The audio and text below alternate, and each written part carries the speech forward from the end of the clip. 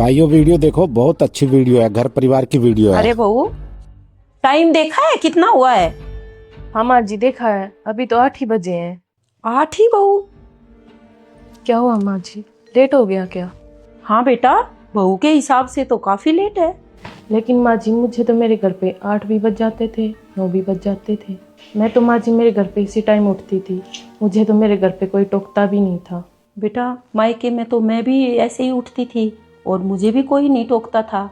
लेकिन बेटा, एक बेटी जब बहू बन के ससुराल में आती है तो उसे टाइम से सो जाना चाहिए और सुबह सूर्योदय से पहले उठ जाना चाहिए। अब बेटा तुम ये बताओ, परवीन का ऑफिस जाने का टाइम हो गया है, तो किस टाइम तुम खाना बनाओगी?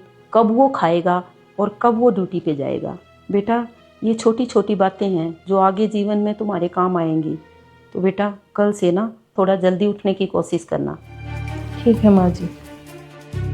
ये छोटी छोटी बात है और ऐसे ही समझाया जाता है, बहुत अच्छे से समझाया।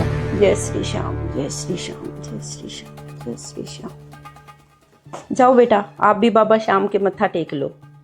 लेकिन माँ जी, लेकिन क्या बेटा? हम तो आर्य समाजी हैं, मूर्ति पूजा में विश्वास ही नहीं करते। बेटा अब तुम एक बेटी नहीं, इस घर की बहू बन गई हो। और बेटा जो रीति रिवाज ससुराल के होते हैं, एक बहू को वही निभाने पड़ते हैं। और बेटा हमारे कुल देवता तो बाबा श्याम है, तो बेटा जो रीति रिवाज यहाँ के होंगे आपको तो उसी के हिसाब से चलना पड़ेगा ना। तो जाओ बेटा, बाबा श्याम के ना सच्चे दिल से हाथ जोड़ लो और अपने कुल की परंपरा को आगे बढ़ाओ। ठीक है माँ जी, मैं समझ गई। ठीक है बेटा। देखो भाइयों कितने अच्छे से समझाया, एक बेटी और बहू में अंतर है। अरे क्या हुआ, ऐसे मुंह लटकाए क्यों जा रही हो? मम्मी ने कुछ बोल दिया क्या? नहीं जी, ऐसा तो कुछ नहीं है। माँ जी जो बोल रही थी मुझे समझाने के लिए बोल रही थी। हाँ पति हाँ ने भी बहन, सही कहा। ठीक है। अरे मम्मी जी कुछ नहीं, बस चाय बनाई है वो पी रही हूँ।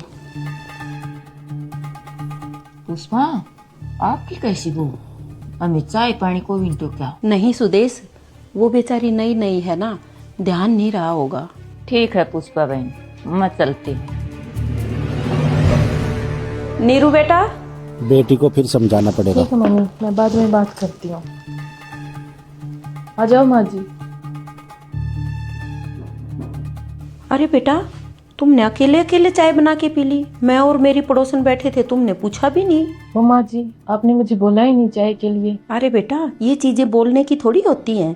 अगर कोई मेरे पास बैठा है तो एक बार पूछ लिया करो कि माँ जी चाय बनाऊं, और बेटा वो फिर मैं अपने हिसाब से बताऊंगी कि चाय बनानी है या नहीं बनानी है। बेटा यही तो संस्कार दिखते हैं कि आपकी माँ ने आपको कितना सिखाया है। बेटा आजकल ना किसी को दहेज का लालच नहीं है, बस यही दिखता है कि इसकी माँ ने इसको कितना सिखाया है और इनका परिवार कैसा है। ठीक है माँ जी, मैं आगे से ध्यान रखूंगी। माँ ने बिल्कुल अच्छे से समझाया, कोई घर अरे पे आएगा नमस्ते तो आंटी। उसकी मेहमानबाजी हाँ, करनी पड़ती है। अरे बहू 2 कप चाय बनाना। आज बहू गुस्से में इनके तो है, हर रोज कोई ना कोई आता रहता है। अभी 10 चाय बना के फिर हटी समझाना थी, पड़ेगा अब भाई। फिर आ गए। अब पता नहीं कितनी चाय बनानी पड़ेगी, फिर से चाय बनाओ। क्या हुआ बहू, चाय बनाने में परेशान हो गए बेटा? अरे नहीं मम्मी जी, वो क्या बेटा, तुझे पता है तेरे ससुर की और तेरे पति की शहर में कितनी इज्जत है, और बेटा मेहमानों की तो आओ भगत करनी ही पड़ती है। बेटा जब तुम्हारे घर में मेहमान आते हैं तो तुम्हारी मम्मी और तुम चाय बना के नहीं देते उनको? फिर बेटा यहाँ ऐसा मुंह बना के क्यों चाय बना रही है? और बेटा मेहमान उन्हीं के घर आते हैं जहाँ उनको लगे कि यहाँ पे हमारी कदर होगी। देख बेटा, मुझे जीवन में तुझसे और बहू कुछ को भी ये नहीं सब चाहिए। करना पड़ता है, मैंने बहुत नई अच्छे से बहू के समझाया। सारे कर्तव्य तुझे सिखा दिए हैं।